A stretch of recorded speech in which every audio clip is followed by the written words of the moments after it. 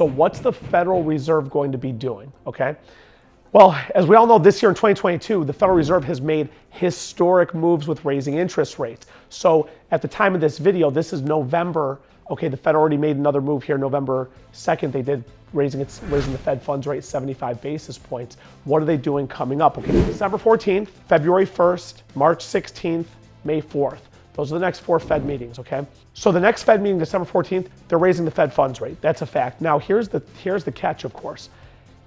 You would have thought leading up to this point that they would have raised it 75 basis points. But with inflation coming out, the report comes out for inflation, and inflation actually went down, and core inflation, that's really what they look at. But just let's talk inflation generally overall. Inflation's gone down. Now it's gone down for 4 consecutive months, okay? So right now it's around 7.7%. This is November of 2022 right now. So this is great news, right? This is a big deal. But if you really understand the market, you don't have to be an economist to understand this. I'm gonna give you a really bad analogy. I'm gonna give you 2 bad analogies, okay? One bad analogy is this one. Anyone out there watching me who's ever tried to lose weight and diet, okay?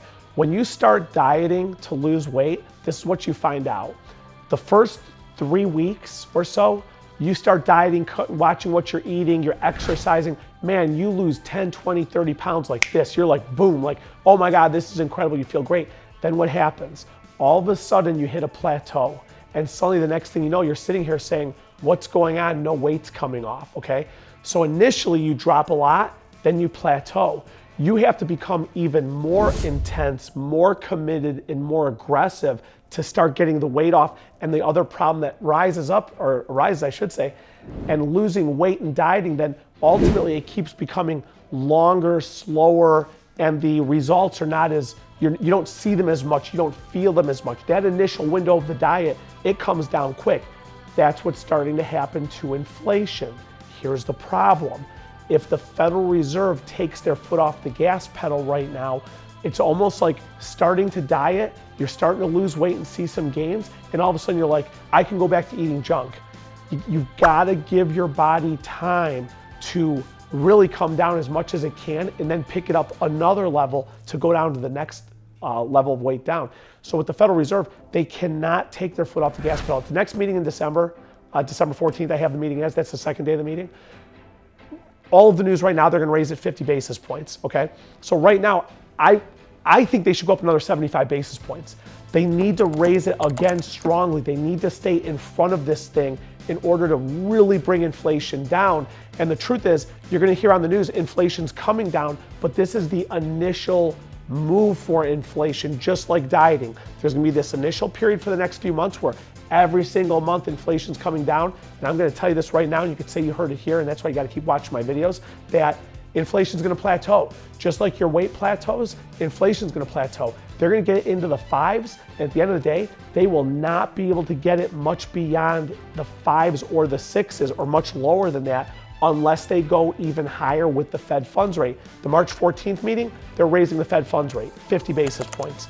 The February 1st meeting, I would say that's gonna be either they hold it or they bump the Fed funds rate 25 basis points. There's a couple different moves we can see. I can tell you this one, I predict it right now, there's no way on the planet Earth they're gonna raise on February 1st beyond 25 basis points. There's too much pressure on the Fed to stop raising the Fed funds rate, because as we all know, people are not good with handling pain and stress. And raising the Fed funds rate and doing quantitative tightening, all of that has caused more stress, more pain for a lot of people, and especially with politicians, and you know this watching this, politicians, they're not gonna get reelected if their constituents are all having the hell beaten out of them with higher prices across everything, okay? So they want good news. Good news elects officials. So, good news is the Fed's not raising rates as much. They're gonna be raising the Fed funds rate. So December 14th, they're raising it. February 1st, they're either holding or raising at 25 basis points. My prediction right now is they're raising at 25 basis points. You go into March 16th and May 4th, those 2 meetings, I personally think they're holding it, okay? I think they should continue to bump it up. I know what a lot of people say. They say the Fed's gonna overcorrect everything, but here's reality. In order to get inflation back down to their target rate, which is 2%. And in the last press conference for Chairman Powell, in his press conference, He said 7 different times in his statement, 7 different times, the Fed targets 2% inflation. That's the number they have to get to. They're not going to get there if they stop raising the Fed funds rate. I know that's bad for a lot of people out there. It's bad for my industry. It's not that great to have mortgage rates going into the 7s and 8s and maybe higher. But I'm telling you this right now, mortgage rates are going to start flattening out, okay? They went down a little, they're going to go back up a little bit. They're not going to go to the 10s, 11s, 12s like I've seen some people out there. They put these things out there, rates are going higher by a ton. They're not going to, okay? The Fed's next 4 moves and their next 4 meetings, they're going to raise, they're going to hold or raise, then they're going to hold and hold. I don't think they're raising in that 3rd and 4th meeting of the year next year. The truth is, they need 3 things to happen pretty significantly across all 3 of these. 1, they need housing to slow down. That's already occurring. Housing has definitely slowed down. That's a fact, okay? Now, home prices, we could argue this all day long. Home prices are not dropping, they're not rising as fast. Is the median price lower today than it was 3 months ago, 6 months ago? It is, but here's the bottom line. Home prices are going to continue to increase because ultimately there's no gigantic foreclosure, short sale. None of that stuff is looming. Any videos you watch that talk about the looming foreclosure crisis coming, I've said this in a lot of videos. If they bankrupt us with inflation, which is entirely possible, then throw every single theory I have out the window, okay? But that aside, there's no foreclosure crisis looming, there's no housing bubble, there's no burst. House prices will continue to go up just at a slower rate. But what the Fed needs, they need to significantly affect the housing market. They've already done that. Number 2, they need the stock market to pull back. Now, as of right now, November, I think there was a little bit of a bump in the market recently, but the Dow Jones is down somewhere around, I want to say 10 to 20%. The NASDAQ, I want to say, was down as much as around 30%. The S&P 500 was down as much as I think 20%. So the stock market has definitely pulled back. There's more pullback to go. I'm telling you this right now, the stock market has more to pull back. There's more to lose out of that market. Number 3, unemployment. Unemployment has not yet felt the pain of the market yet.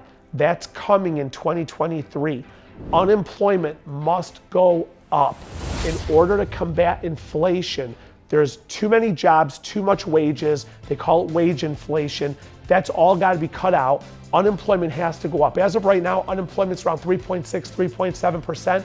That number has got to get up into the higher 4s, 5s, and even 6s. Now, what I'm telling you right now, in the 6s is going to sound horrible compared to where it is right now. That is still not even close to the almost 10% where it was at back in 2009. So none of this information even compares this market with where it was back during the Great Recession back in 2007. But the bottom line is the Fed needs those 3 things to occur. They've got to break housing, they've got to break the stock market, they've got to break unemployment, they've got to raise that. On the housing, they're already slowing it down. On the stock market, there's been pullback, there's more to pull back. On unemployment, that's not moving yet, but that one's coming. Those are the 3 things that the Fed has to do as they make these moves with the Fed funds rate on these meetings, and that's my prediction. Keep following these videos, like, subscribe, share, and comment, and I'll see you on the next videos. We keep moving forward.